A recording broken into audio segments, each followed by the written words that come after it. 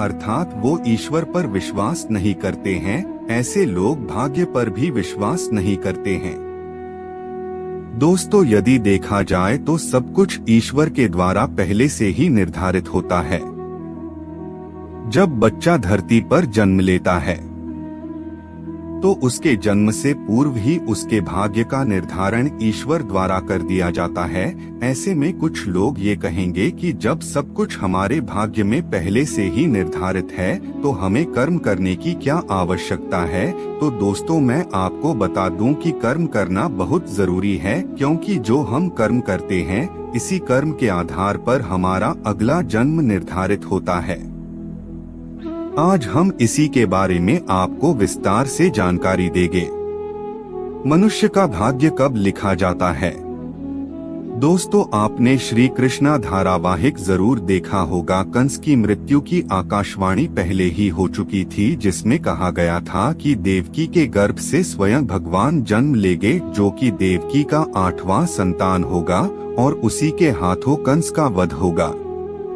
भविष्यवाणी के अनुसार देवकी के गर्भ से श्री कृष्ण ने अवतार लिया था और इन्होंने नीति द्वारा निर्धारित समय पर कंस का वध भी किया और अपने माता पिता को कारागार से मुक्त भी करवाया। तो दोस्तों, यह सब कुछ पहले से ही निर्धारित था। दोस्तों, जो भी मनुष्य इस धरती पर जन्म लेता है उसका भाग्य सब कुछ विधाता द्वारा पहले से निर्धारित कर दिया जाता है। जैसे कि शिशु का जन्म कब, कहाँ तथा कैसे होगा, उसके जीवन में क्या क्या घटनाएं घटित होगी, उसका विवाह कब, कहाँ तथा कैसे होगा और किससे होगा, बच्चा अपने जीवन में कितना कमाएगा और कितनी प्रॉपर्टी बनाएगा, बच्चे की मृत्यु कब, कहाँ तथा कैसे होगी, ये सब कुछ पहले से ही निर्धारित होता है।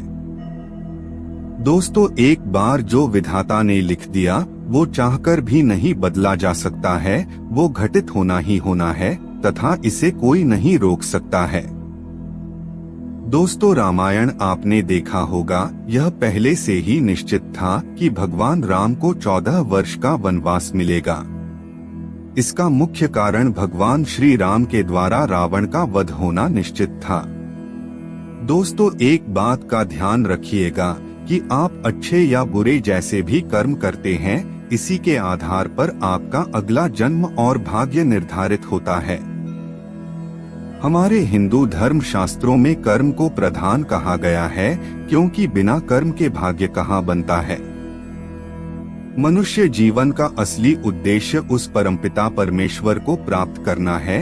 यदि आप उस परमेश्वर को प्राप्त कर लेते हैं तो आप 84 के चक्कर से मुक्त हो जाएंगे।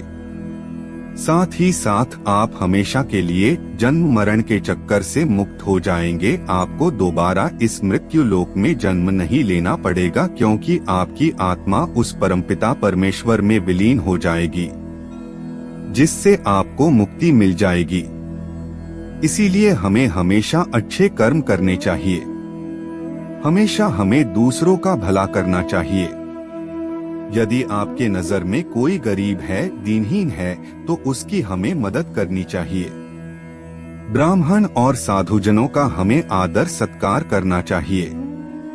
हमेशा हमें ईश्वर की पूजा करनी चाहिए। उसका प्रतिदिन हमें सुमिरन करना चाहिए, जिससे ये हमारा मानव जीवन सफल हो सके। लेकिन एक बात ध्यान रखिएगा, यदि आप बुरे कर्म करते हैं, लोगों को सताते हैं या लोगों को आप परेशान कर रहे हैं, तो आपको उसकी सजा इसी जन्म में भोगना पड़ेगा।